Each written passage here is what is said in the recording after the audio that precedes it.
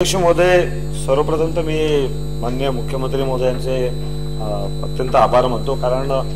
पहिल्यांदा मुंबईच्या या लाईफलाईन रेल्वे बद्दल एवढा मोठा निधी आणि एवढ्या मोठ्या प्रमाणात काम होत आहेत। अध्यक्ष महोदय, माझा स्पेसिफिक प्रश्न प्रकल्प बाधितांचं पुनर्वसन 2500 प्रकल्प बाधितांचं पुनर्वसन आपण केलं असं उत्तरामध्ये या ठिकाणी म्हटलेलं आहे। अध्यक्ष महोदय, अनेकदा प्रकल्प बाधितांचं पुनर्वसन योग्य पद्धतीने होत नाही, मग प्रकल्प रखडतात, मग त्याचा खर्च वाढतो आणि त्यामुळे माझा प्रश्न आहे अध्यक्ष महोदय की त्या प्रकल्प बाधितांचं त्यांच्या राहत्या घराजवळच पुनर्वसन करण्याच्या दृष्टीने रेल्वेकडून जमिनीचा आग्रह राज्य शासन धरणार का, हा एक। आणि दुसरा प्रश्न अध्यक्ष महोदय, प्रकल्प खर्चातच जर का प्रकल्प बाधितांच्या पुनर्वसनाचा खर्च सुद्धा गृहीत धरला तर 1-2% फार मोठा प्रकल्प बाधितांवर खर्च होत नाही,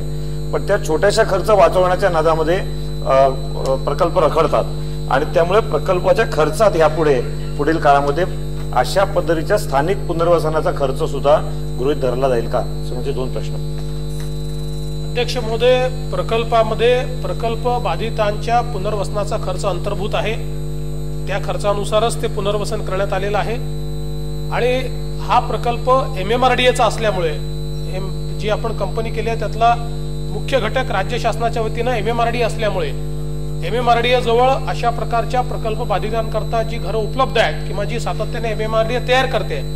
तीच घरं त्यांना देण्यात येतात। शक्यतोवर हा प्रयत्न असतो की जवळची द्यावी, पण मुंबई ही एक लँडलॉक सिटी आहे आणि त्यामुळे प्रत्येक वेळी जवळचीच घरं देता येतील असं होत नाही आणि साधारणपणे रेल्वेकडनं ती जागा मिळणं, त्याच्यावर आपण घरं तयार करणं, या सगळ्या गोष्टीला वेळ लागतो। पण आता या प्रकल्पापुरतं तरी जे 2500 PAP होते त्यांना सगळ्यांना घरं देण्यात आली। केळकर काय अध्यक्ष महोदय, एक मिनिट यांचं उत्तर नाही।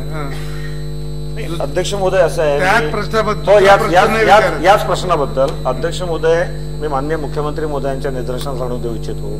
की केंद्र शासनाने जो हाऊसिंग फॉर ऑल आणि पंतप्रधान आवास योजनेच्या ज्या गाईडलाईन्स प्रसिद्ध केलेल्या आहेत त्याच्यामध्ये स्पष्टपणे म्हटलेलं आहे, देशभरात ज्या ज्या ठिकाणी केंद्र सरकारच्या जमिनीवर झोपडपट्ट्या असतील तर त्या खात्यांनी त्याच्यासाठी जमीन उपलब्ध केली पाहिजे आणि इन सिटू रिहॅबिलिटेशनसाठी प्रकल्प आणला पाहिजे आणि त्यामुळे त्या केंद्र शासनाच्या गाईडलाईन्सच्या आधारावर राज्य सरकार केंद्र सरकारकडून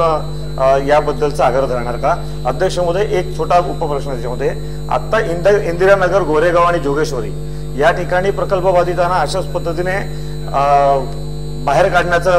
प्रयत्न रेल्वे करत आहे, तेही पब्लिक प्रिमायसेस ऍक्टच्या नावाखाली करत आहे आणि त्यामुळे केंद्राची अशी योजना आणि पॉलिसी असून सुद्धा प्रकल्प बाधितांवर अन्याय होतोय, तो अन्याय या माध्यमातून दूर करण्यासाठी राज्य शासन पुढाकार घेणार का। अध्यक्ष महोदय, सन्माननीय पराग अळवणीजींनी जे सांगितलंय सत्य आहे की केंद्र सरकारने जी आता पॉलिसी तयार केली आहे त्या पॉलिसीमध्ये केंद्र सरकारच्या जमिनीवरही अशा प्रकारे जी घरं आहेत ती उपलब्ध करून देण्याबद्दल त्यांनी त्यात निर्णय केलेला आहे, पण अजून स्पेसिफिक सगळ्या विभागांनी तो निर्णय जो आहे जरा एक सगळ्या विभागांनी तो निर्णय अद्याप केलेला नाही, त्याचा प्रयत्न आमचा चाललेला आहे। परागजींना मी सांगू इच्छितो की त्यांच्याच मतदारसंघामध्ये एअरपोर्टच्या जमिनीवर मात्र